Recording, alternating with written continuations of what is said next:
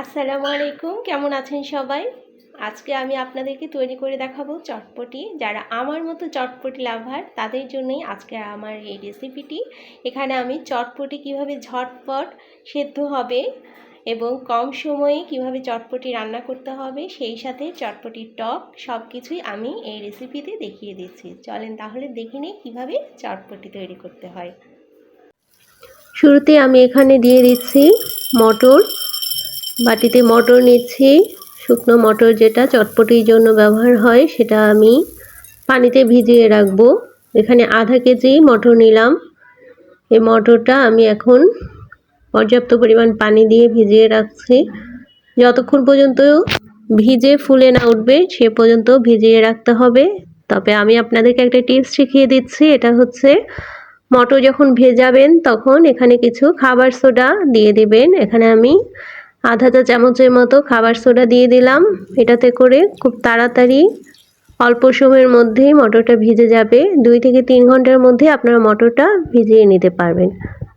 মটরটা ভিজে গেছে। 2-3 ঘন্টা পরে আমি এখন পরিষ্কার করে পানিটা ধুয়ে নেব। যেহেতু খাবার সোডা আছে, সোডাটাও পরিষ্কার হবে, সেই সাথে মটরটাও ভালোভাবে পরিষ্কার করে ধুয়ে নিয়েছি। এখন আমি এর সাথে দিয়ে দেব আলু। আলুটা খোসা ফেলে আমি এখানে 2টো আলু নিয়ে নিলাম। এই 2টো আলু সহ আমি সেদ্ধতে দিয়ে দেব। এর সাথে আমি একটু হলুদের গুঁড়ো মিশাচ্ছি, 1 চা চামচ হলুদের গুঁড়া,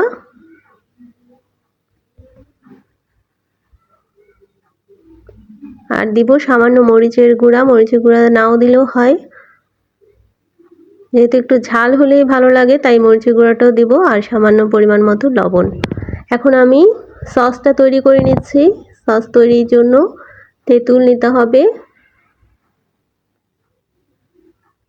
এখানে আমি তেঁতুলটার সাথে সামান্য পানি মিশিয়ে নিলাম। 5-6টা তেঁতুল আমি অল্প পানিতে একটু ভিজিয়ে রেখে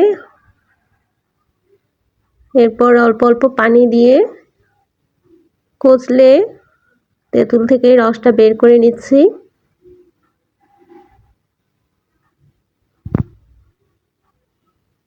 বিচি এবং পুরো তেঁতুলটা পরিষ্কার করে নিয়ে এরপর আমি বাকি উপকরণগুলো মেশাবো।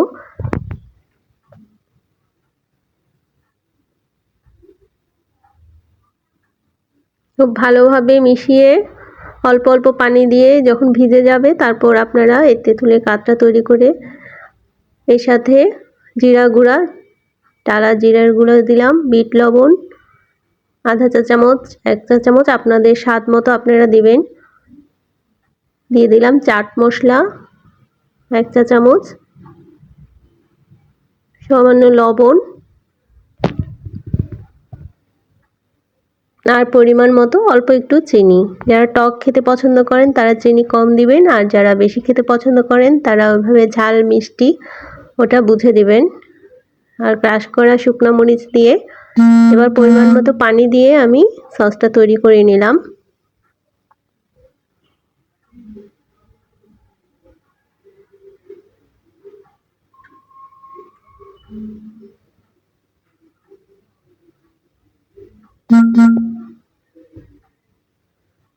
প্রয়োজনে আপনারা পানি আর একটু বাড়িয়ে নেবেন।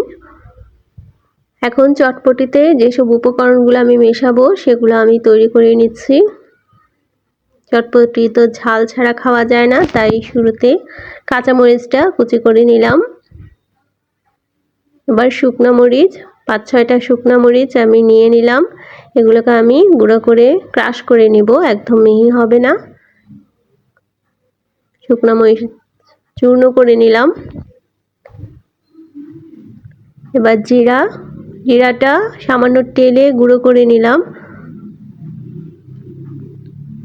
টালার কারণে ঘ্রাণটা ভালো আসবে, তাই তেলে গুঁড়ো করে নেবেন। আর দিলাম চাট মশলা, দিব বিট লবণ,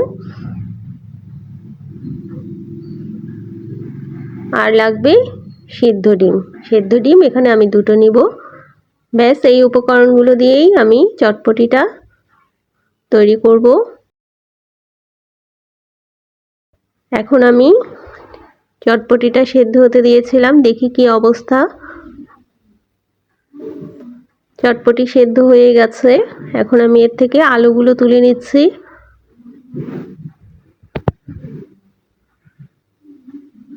এবারে আলুগুলোকে একটু ভেঙে আমি আবার চটপটিতে দিয়ে দেব।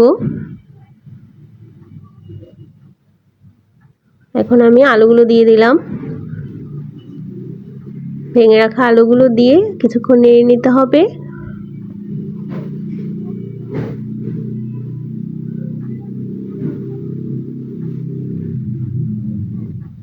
ব্যাস, এবার আমি বাকি মশলা যেসব উপকরণগুলো আছে সেগুলো আমি একে একে মেশাবো।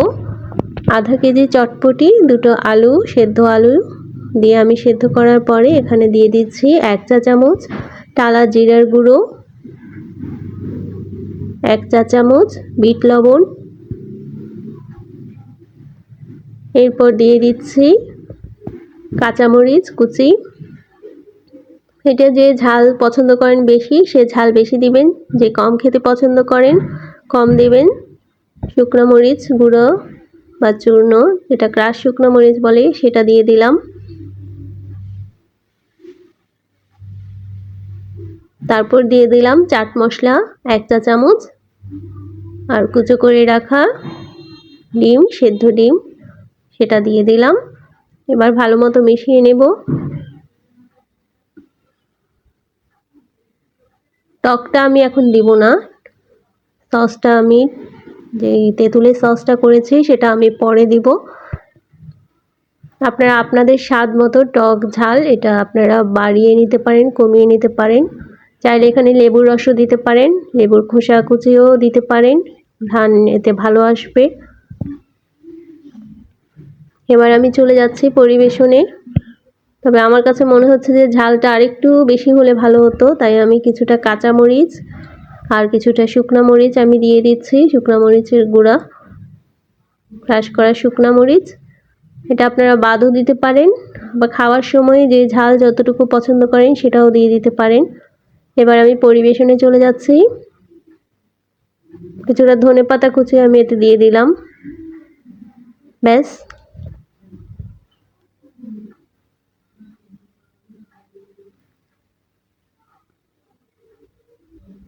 এটা আসলে চটপটি পছন্দ করে না এরকম মানুষ খুঁজে পাওয়া খুব কম।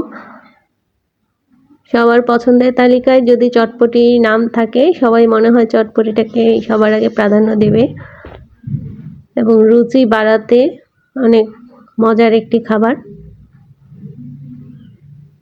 এবারে আমি আবারও কিছু কাঁচামরিচ, শুকনো মরিচ, তেঁতুলের সস আর ডিমের কুচি দিয়ে পরিবেশন করে নিচ্ছি।